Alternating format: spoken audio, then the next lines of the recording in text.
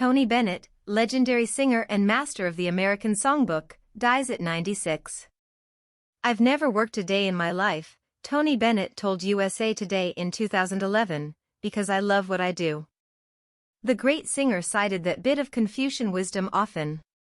In a career spanning more than 6 decades, Bennett conveyed that joy and inspired it in others. Bennett died Friday at age 96, just 2 weeks short of his birthday. Publicist Sylvia Weiner confirmed Bennett's death to USA Today and said he died in New York, his hometown. There was no specific cause, but Bennett had been diagnosed with Alzheimer's disease in 2016.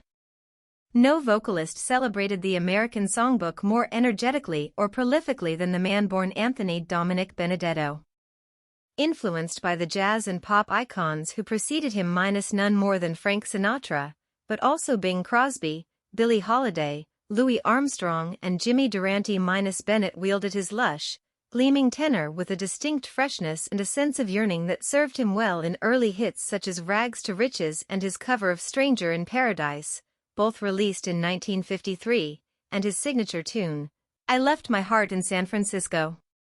Bennett also could bring an intimate, conversational quality to songs.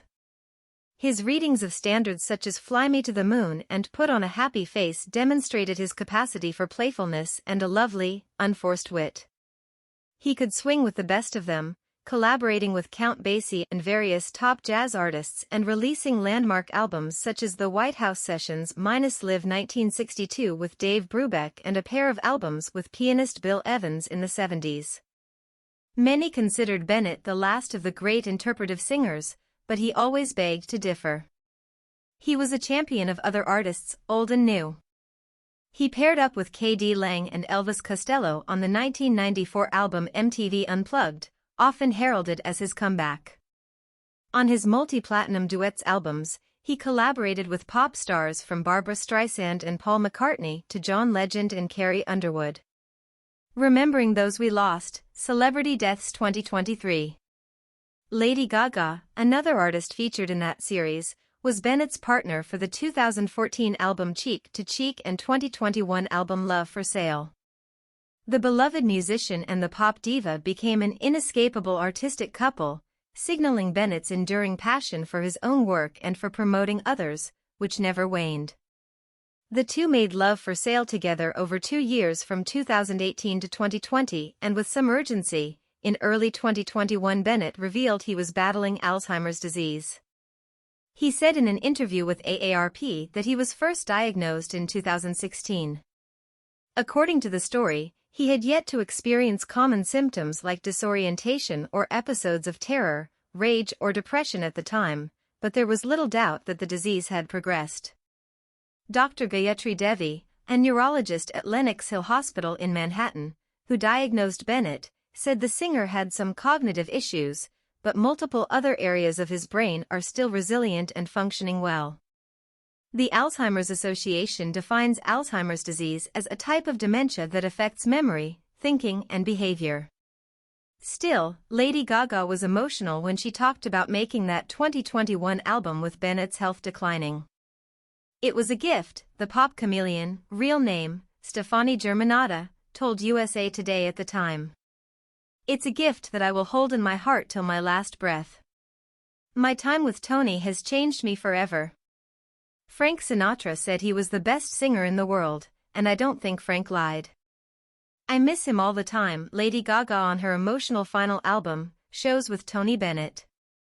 A month before the album's release, the duo performed 2 sold-out concerts at New York's Radio City Music Hall in celebration of the album and his 95th birthday.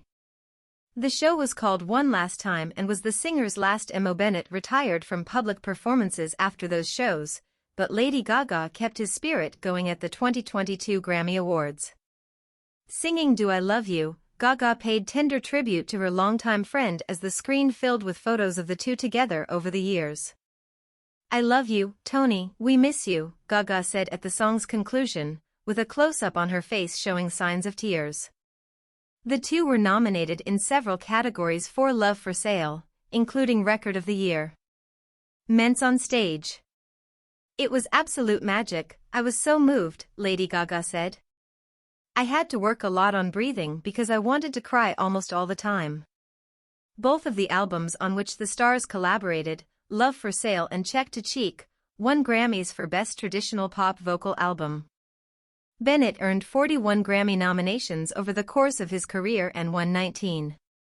Born August 3, 1926, in Astoria, Queens, New York, Bennett lost his father in childhood. His mother encouraged him and his siblings to sing at home. Bennett attended New York's prestigious School of Industrial Art, now known as the High School of Art and Design, where he studied music and painting. He dropped out to help support his family, working for a while as a singing waiter.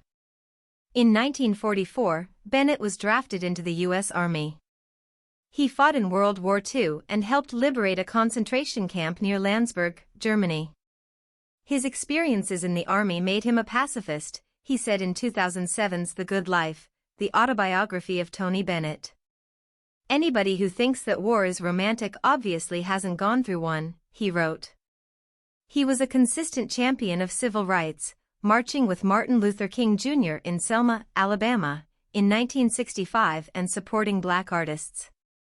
He was inducted into the International Civil Rights Walk of Fame in 2007 and recognized by the United Nations as a citizen of the world. After being discharged, Bennett turned back to music. He studied at the American Theater Wing through the GI Bill, which he acknowledged with gratitude repeatedly. They gave us the best teachers, he told USA Today in 2011. I learned how to perform, how to control and hold on to my instrument.